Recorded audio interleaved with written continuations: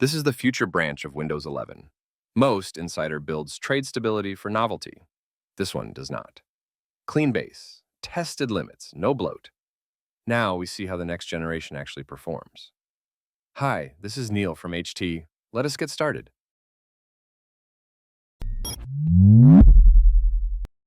Stock Windows 11 turns the Start menu into a dumping ground. You get rows of pinned apps you never asked for. Around 34 apps arrive pre-installed. Most of them cannot be removed. The experience feels crowded and distracting. Now switch to Tiny 11. The Start menu is minimal by design. No pinned noise, no pre-installed apps. Windows Defender still works. Updates still work. The Microsoft Store works normally. Now let us talk about storage. A clean Windows 11 install uses about 41 gigabytes.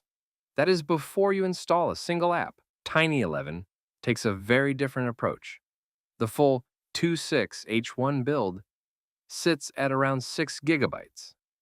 No bundled apps, no filler, no wasted files. Storage stays free for apps and games and actual work. RAM usage shows the difference even more clearly. On stock Windows 11, idle memory use sits around 3.1 gigabytes on a 4 gigabyte system. Opening one Chrome tab can already cause slowdowns. Tiny 1126 H1 starts at roughly 1.3 gigabytes after installation. If you want to go even lower, Velotic handles that. Open Velotic Pro. Go to the cleanup section. Enable AI-managed cleaning. Within seconds, RAM usage drops to around 700 megabytes.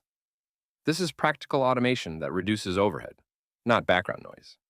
If you are wondering what Velotic is, it is a Windows optimizer built for speed, control, and long-term stability.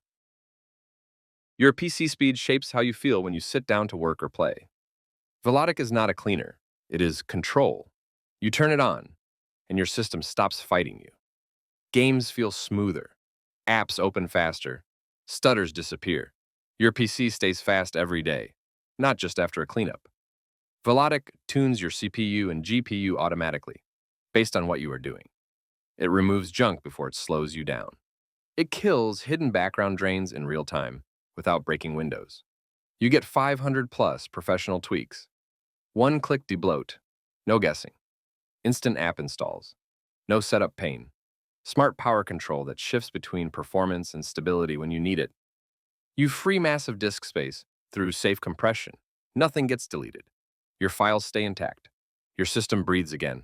This is not a temporary fix. This is the same approach used by people who depend on stable, fast machines every day. Built over 4 years, used by thousands, improved with every release. You install once, you stop thinking about performance forever. The basic plan starts at just $19.99 lifetime access. Velotic, for people who refuse to tolerate a slow PC. Now comes the key step, turning Windows 11 into Tiny 11. Open Velotic. Go to the debloat page. Press play. The tool takes over from here. With a single click, your system reaches Tiny 11 level performance. No file loss, no broken features. Everything runs on your existing setup. If you want the full breakdown, tap the info button. You can also find the complete guide through the link in the description. Now let us look at CPU load and the background activity. Stock Windows 11 runs roughly 151 processes. That translates to about 2,300 threads and nearly 62,000 handles. Even at idle, the system stays busy doing things you did not ask for. Tiny 11 brings that down to around 94 processes, about 1,250 threads. Roughly 34,000 handles. All core functionality stays intact. Before we go into benchmark numbers, here's how we approach our builds. The philosophy has never changed. Safety first, stability always. Built for daily use. These are not experiments. They are not rushed releases. They are not held together with fragile tweaks. Each version is validated on real hardware, long sessions, real workloads, normal everyday use. Now to the baseline. On this system, stock Windows 11 scores 2,314 in single-core and 5,869 in multi-core. That performance comes with a heavy background footprint. More services stay active. More resources stay reserved. Now switch to Tiny 11. This build follows a stricter discipline. Clean system design, no risky file edits.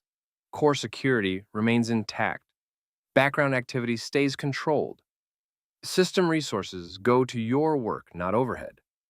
This is a premium approach. You give up shortcuts. You gain consistency. On the same hardware, Tiny 11 scores 2,382 in single-core and 6,433 in multi-core. Same machine, same test. Cleaner execution. Now let us look at Windows Defender. People use it differently. Some trust it, some replace it, some disable it due to false alerts. Tiny 11 gives you the choice. Defender stays disabled by default. Nothing runs unless you enable it. When you want protection, you turn it on yourself. Open the Configure toolbox. Go to the Windows Defender section. Press Enable. That is it. Defender activates fully. Real-time protection works. Security components load correctly. Updates are paused by default in Tiny 11. Windows does not install anything automatically unless it is a critical security fix. If you want full updates, open Settings. Go to Updates. Turn them on. The update status is shown clearly. You can also disable updates entirely from the Configure app. I do not recommend this. Fully disabling updates can break the Microsoft Store and other features. If you do not need regular updates, keeping them paused is the better balance. The system stays untouched. The Microsoft Store continues to work. Updates remain paused indefinitely. Now let us check the Microsoft Store. It behaves like a standard Windows setup. Updates must be enabled for it to function. Tiny 11 ships with 0 bundled apps. You install only what you need. Need Notepad, calculator, or snipping tool? Open the store, search the app, press Get. The app installs and is ready immediately. You can sign in with your Microsoft or Xbox account.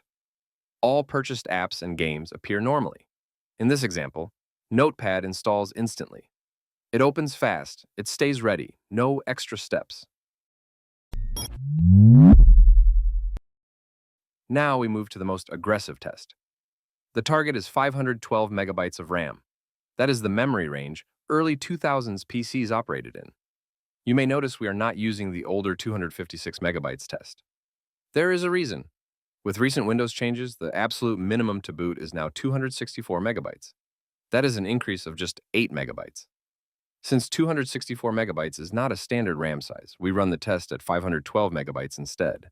What does this mean for you? Nothing. You will never notice an 8 megabyte difference unless you are running Tiny 11 on a 256 megabyte system daily. This test exists for one reason. Every release must pass the lowest possible RAM threshold before it ships. That is part of the HT and Apidus standard. The system boots without issues. Performance is better than expected at this memory level. That is not the point. The fact that it boots at all shows how lean Tiny 11 really is. Keep this context in mind. This is Tiny 11 26H1, the current insider branch of Windows 11. Seeing a 2026 operating system start on 512 megabytes of RAM says everything about the optimization. In short, you get the full Windows 11 feature set with Tiny 11. Much smaller footprint, clearly higher performance. Tiny 11 is built for users who value speed, privacy, and control. No lag, no clutter, no unnecessary background load. If you want consistent performance and a system that respects your data, the premium build is the right choice. You can find the clean install guide for Tiny 11 in the pinned comment. Thanks for watching. See you in the next video. This is Harbor of Tech, sailing off.